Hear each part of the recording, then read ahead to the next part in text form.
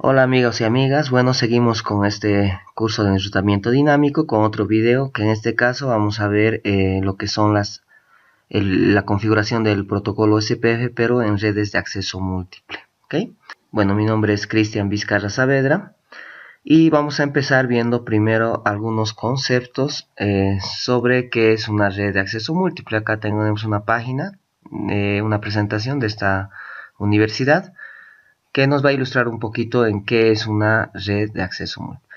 Bueno, una red de acceso múltiple es la red que se caracteriza por tener más de dos dispositivos en los medios compartidos, que se les llama accesos múltiples, porque puede haber conectado una gran cantidad de hosts, impresoras o routers, que es nuestro caso, etc. ¿no? Bueno, en nuestro ejemplo tenemos lo que es una red donde, como pueden ver, tenemos 4 routers que están conectadas a un switch, y como hay más de 2 equipos, bueno, esta es una red de acceso múltiple, ¿no? Tenemos 4 routers conectados a una misma red. Bueno,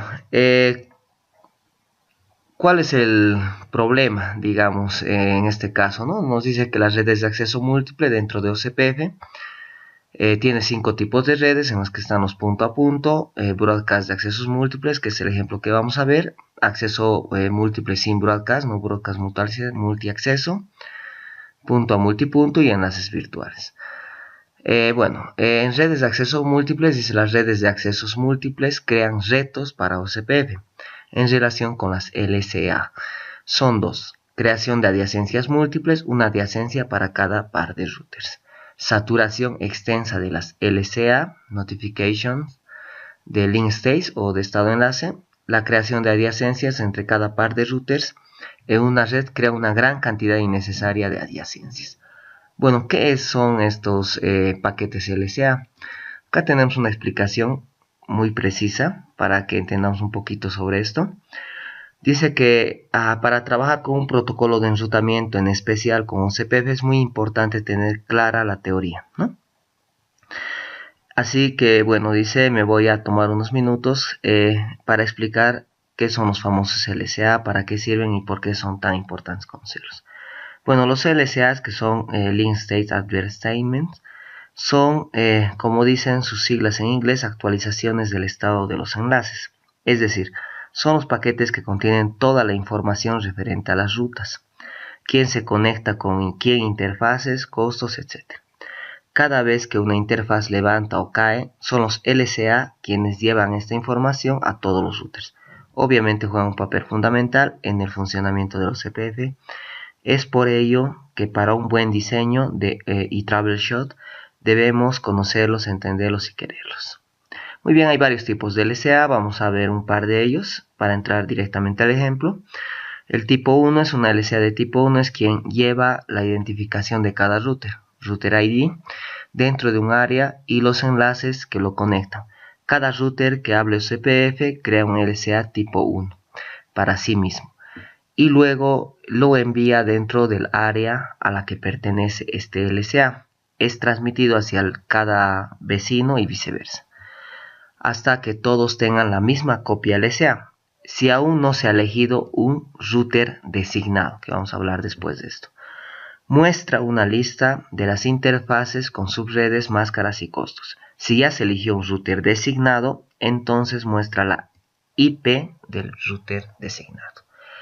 Muy bien, las tipos 2 básicamente son enviados dentro del área por el router designado y contienen las redes que tienen conectadas y sus máscaras, ayudando así a modelar la topología de red.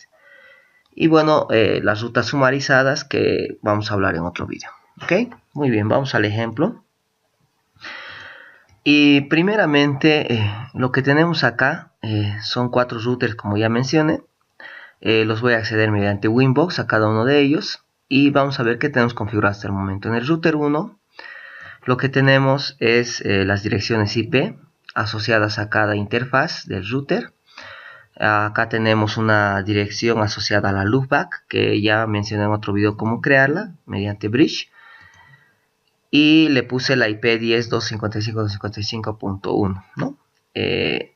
Tenemos a la Ethernet 8 que va hacia la LAN 1.1, que es esta de acá, la 2.1 que va a esta otra LAN, ¿no? Y tenemos la 7.1/29 que se conecta a la Ethernet 1, que esta obviamente está conectada a la red de acceso múltiple, ¿no?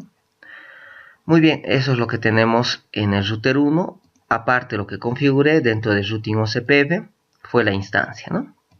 Dentro de la instancia lo que configuré es le puse la router ID, que es la IP de la LUFBA, y expliqué por qué colocarla una IP de una interfaz lógica. Y también puse que redistribuya las rutas conectadas como tipo 1. Muy bien. Lo mismo hice en el router 2. En este caso configuré lo que son las direcciones IP a la LUFBA y a las interfaces. Y también configuré lo que es la instancia en OCPF, colocando el router ID y diciéndole que redistribuya las rutas conectadas como tipo 1. Lo mismo en el router 3, configuré lo que son las direcciones IP a la LUFBA y a las 3 interfaces con las que están conectadas. Y también lo mismo en OCPF, creé la instancia que está acá, ¿no es cierto?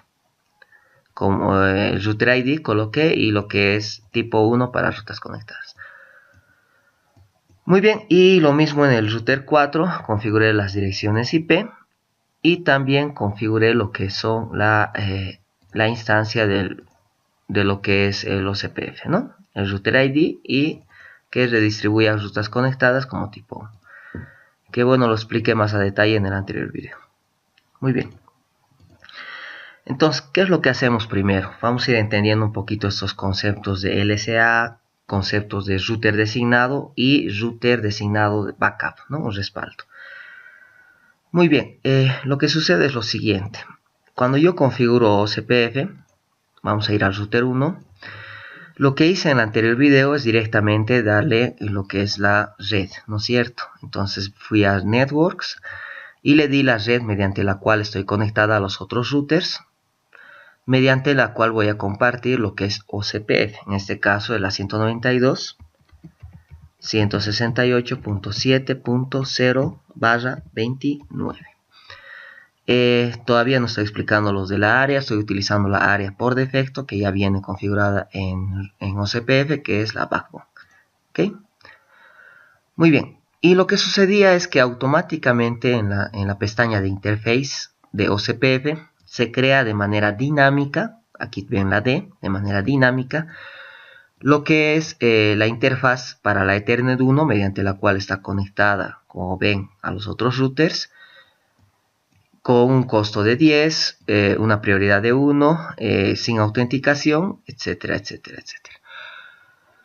Bueno, lo que sucede es que al crearse de manera dinámica, estos valores no los puedo modificar. No puedo modificar lo que es la prioridad, no me deja modificar ni el costo ni nada, ¿no? Esto porque se ha creado de manera dinámica. Muy bien, pero en este caso ya no lo vamos a hacer así. Entonces lo que voy a hacer es agarrar esta red y quitarla. Por lo tanto, dentro de Interface también se borra esa interfaz de la Ethernet. Y lo vamos a hacer desde aquí de manera manual. Entonces voy a ir a más, dentro de lo que es Interface. Y voy a crear una interfase a la Ethernet 1, que es mediante la cual estoy conectado a los otros routers. Acá ya puedo modificar lo que es el costo de la ruta.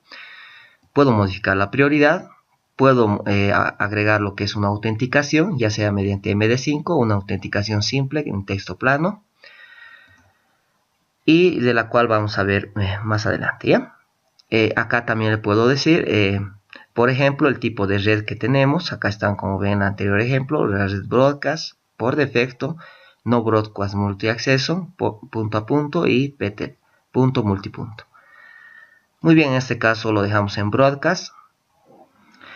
Muy bien, estos paquetes, estos mensajes de retransmisión de intervalo, retardo de transmisión, el mensaje de hello y el mensaje de intervalo de muerte del router, básicamente hay que tener mucho cuidado para modificar o jugar con ellos. Estos tiempos que están en segundos tienen que ser iguales en todos los routers que están bajo esta misma infraestructura de área.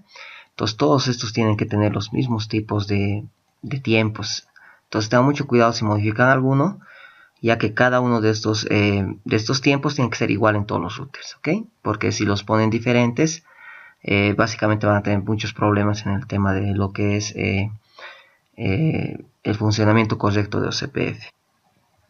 Lo que vamos a hacer siguiente, voy a dejar la prioridad tal como está el costo, y la autenticación sin autenticación todavía. Muy bien, y lo siguiente que voy a hacer es crear la red que ya estaba anteriormente, que es la 192.168.7.0/29 a la backbone, que básicamente es la red mediante la cual estoy conectada a mi red de acceso múltiple. ¿Okay? Lo mismo voy a hacer en cada uno de los routers. Me voy a routing OCPF y acá dentro de lo que son las interfaces voy a agregar una nueva interfaz, la Ethernet 1. Voy a dejar todos los parámetros por defecto como está acá. Ok. Y voy a agregar lo que es la red mediante la cual estoy conectada a mi red de acceso múltiple, que es la 192.168.7/29. 192.107.0, /29. Ok, muy bien. Y lo mismo hacemos en el router 3. Me voy a routing OCPF, me voy a interfaces y añado la Ethernet 1 con sus parámetros por defecto y la red 192.168.7.0/29. Mucho me estoy confundiendo, bueno, ya está. Y la última, lo propio, vamos a interface y voy a agregar a la Ethernet 1 esta interfaz con sus parámetros por defecto, que luego los voy a explicar.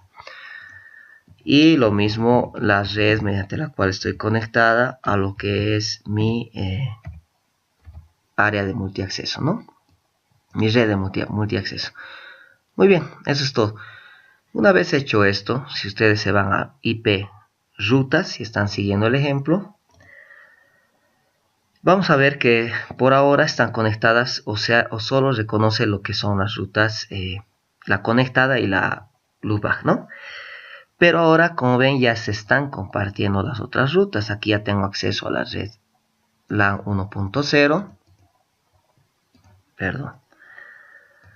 Ya tengo acceso a lo que es la LAN 1.0, la 1.2, que está por acá arriba en el router 1. Tengo acceso a la 3.0, a la 4.0, a la 5.0, a la 6.0. Todas mediante el protocolo OCPF. ¿No es cierto? Acá están todas las redes, ya tengo acceso y conectividad a todas estas. Muy bien, ahora lo que vamos a explicar un poquito es las opciones de interface. Si nos vamos a interface a la Ethernet 1 del router 1, podemos ver que si nos vamos a la pestaña de status, lo que es MikroTik, ya ha definido lo que es su router designado, el DR, y el router designado de respaldo. ¿Qué significa esto? Bueno, ¿a qué hace alusión esto de acá? Si nos vamos a esta ruta, por ejemplo, tenemos que el router designado es la 7.1 y el router de respaldo es la 7.2, ¿no? Estas rutas se han elegido de manera automática, ya que primero de configurarse el router 1 se ha puesto como designado y al momento de configurarse el router 2, que es la 7.2, se ha puesto como backup, como respaldo. Después se configuran las otras redes, ¿no es cierto?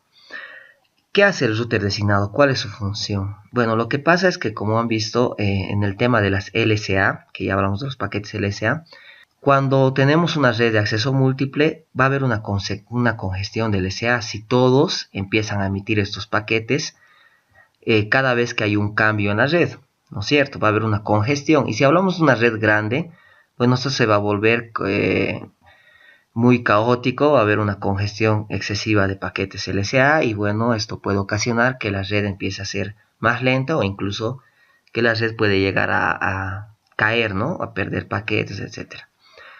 Entonces, lo que hace OCPF para esta situación, para evitar esto, es crear un router designado. ¿Qué es el router designado entonces? ¿A qué se refiere? ¿Cuál es la función del router designado? Bueno, por ejemplo, si en este caso el router designado es el router 1, lo que sucede es lo siguiente. Si hay algún cambio dentro de lo que es la red, por ejemplo, acá el router 3 ha dejado de estar activa lo que es esta LAN, hay un nuevo cambio en la red, entonces envía lo que es un LSA, pero no a todos los routers, sino solo le envía al router designado, la nueva actualización del LSA, con un paquete LSA. Y este router designado es el que se encarga de enviar la actualización a los demás routers dentro de lo que es la red de acceso múltiple. ¿Qué consigo con esto? Evitar la congestión del LSA, ¿no es cierto? Ahora, ¿qué es lo que pasa con el router designado de respaldo? El Backup Designate Router. Lo que sucede es lo siguiente, que si el router designado falla, el que toma el trabajo de ser router designado es el de respaldo, ¿no es cierto? El de respaldo se levanta y funciona como router designado. ¿Y cuál sería el respaldo? Se hace un nuevo cálculo en base a la IP fija de los equipos, y si la prioridad es la misma, o sea, si ambos routers tienen la misma prioridad, ahorita vamos a ver cómo cambiar la prioridad. Entonces, si ambos tienen la misma prioridad, el que toma el trabajo de router designado de respaldo es el router que tiene la IP más alta, ¿no? Que en este caso tendría que ser la IP.4, porque este es .3. Muy bien, entonces vamos a hacer una pequeña práctica. Lo que vamos a hacer es lo siguiente. Acá, como ven, el router designado es la 7.1 y el router de respaldo es la 7.2. Tenemos lo mismo. ¿Qué pasa si yo apago los routers y los vuelvo a prender?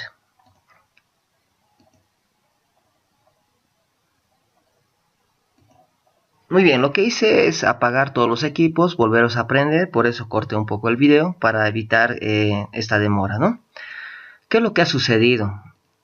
Bueno, si nos vamos al router 4, por ejemplo, nos vamos a interfaces de OCPF, tenemos que ahora el router designado ha cambiado, ya no es el 7.1, ¿no? Ya no es el router 1 en este caso, sino es el router que tiene la IP 7.3, que para efecto sería el router 4.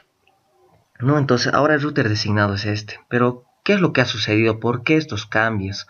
Bueno, básicamente lo que sucede es que como todos los routers, todos los equipos tienen una prioridad de 1, tienen la misma prioridad, entonces lo que pasa es que cuando se inician los equipos, se hace el recálculo, el equipo que inicia primero muchas veces es el que toma como router designado, y a medida que van creándose otros equipos, bueno, básicamente se van creando el siguiente router.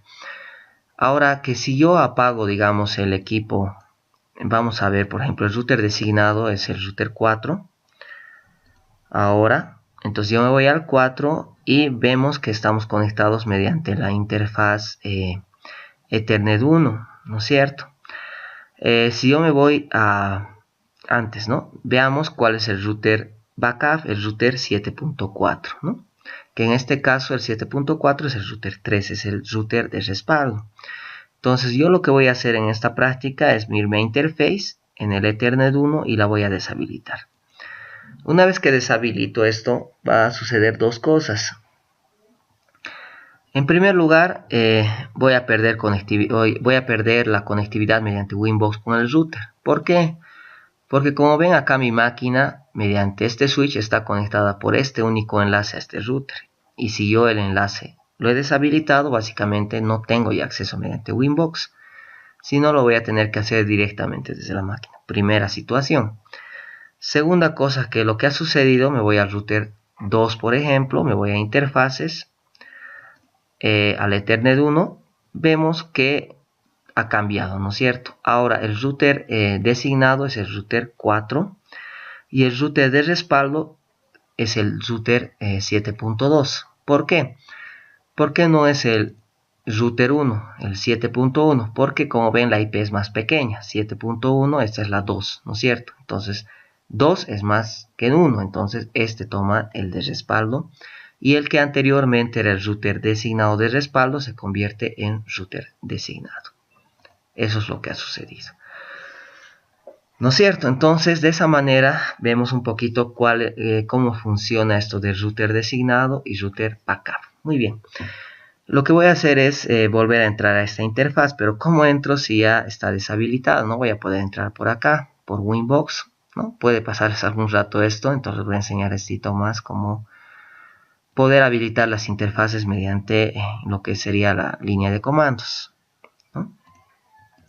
Ven que no se puede conectar, entonces mediante línea de comandos voy al router, no he cambiado las contraseñas ni el administrador ni usuario, me voy a interfaz, print, y aquí como pueden ver acá hay una X que dice que esta interfaz Ethernet 1 se encuentra deshabilitada, ¿no? Las demás están corriendo. Muy bien, entonces lo que hacemos es lo siguiente, nos vamos a interface, presiono el tabulador, aquí me aparece una opción de enable, presiono tabulador y le digo que voy a habilitar, en este caso, la Ethernet 1. Ok, me voy a interfaz, print, y acá ya pueden ver que el router de la Ethernet 1 ya no está deshabilitado, ¿no? Entonces voy a cerrar esto y voy a intentar volverme a conectar. Y como pueden ver, ya se está logueando y ya he logrado otra vuelta a ingresar al router 4. ¿Ya? Muy bien, acá dentro de lo que es el status, bueno, se ha mantenido, sigue la 7.4 como designado y el backup es la 7.2 como vieron anteriormente.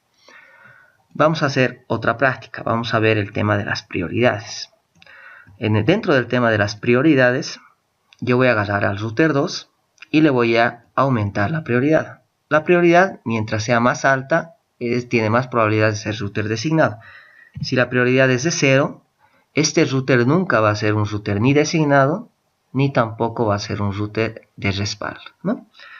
Si yo pongo la prioridad más alta, sería la 254, puedo tener más esperanza de que este sea el router o asegurar de que este sea el router designado. En este caso le voy a poner una prioridad de 100, voy a aplicar, ¿no? Y lo que voy a hacer básicamente es volver a apagar los routers y volverlos a prender, ¿no es cierto?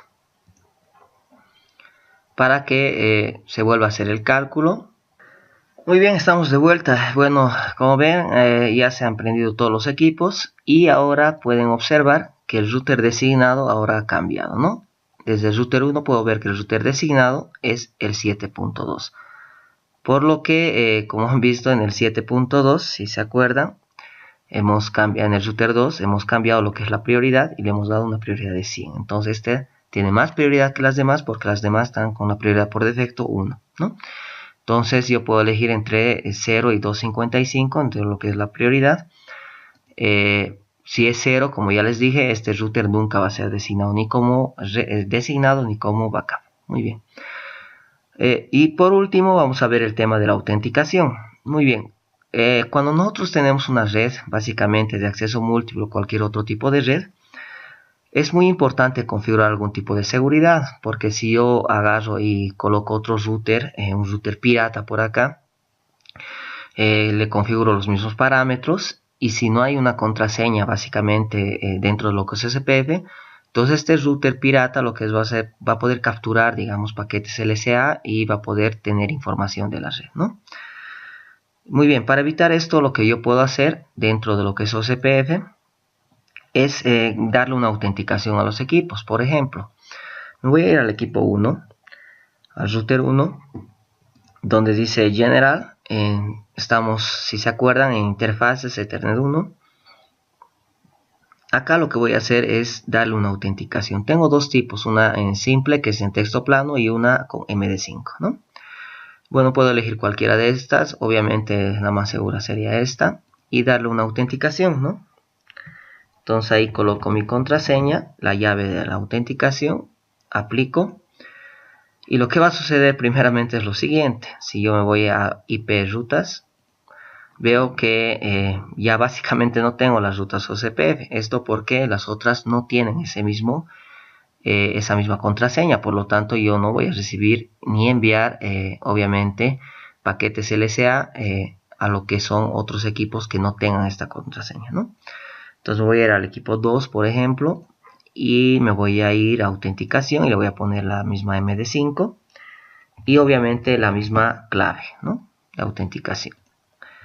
Entonces una vez que estas dos tienen el mismo tipo de autenticación y la misma clave, lo que tendría que pasar es que estos equipos ya deberían estar compartiendo algunas rutas OCPF. Ahora vamos a ver. Por ejemplo, acá el router 1 ya está compartiendo estas rutas OCPF del router 2, ¿no? Y el router 2, como ve, ya ha actualizado su tabla de enrutamiento y está compartiendo también estas rutas del router 1.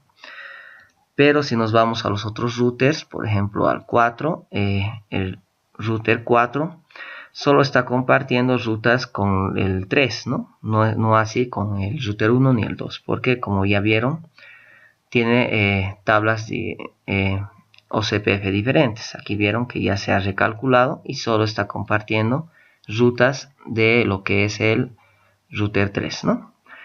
Muy bien, entonces si quieren ustedes que todos los equipos compartan lo que es la misma tabla de enrutamiento y aparte obviamente aumentar seguridad a lo que es el tráfico de paquetes LSA, lo que es el protocolo OCPF, lo que tendrían que hacer es lo que hicimos, ¿no?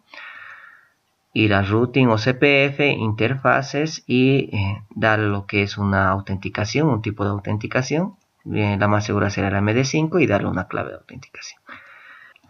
Muy bien, sería entonces todo en este video. Gracias, no se olviden suscribirse. Voy a seguir subiendo videos de lo que es OCPF para tener un mayor entendimiento sobre este protocolo de enrutamiento tan importante. Gracias.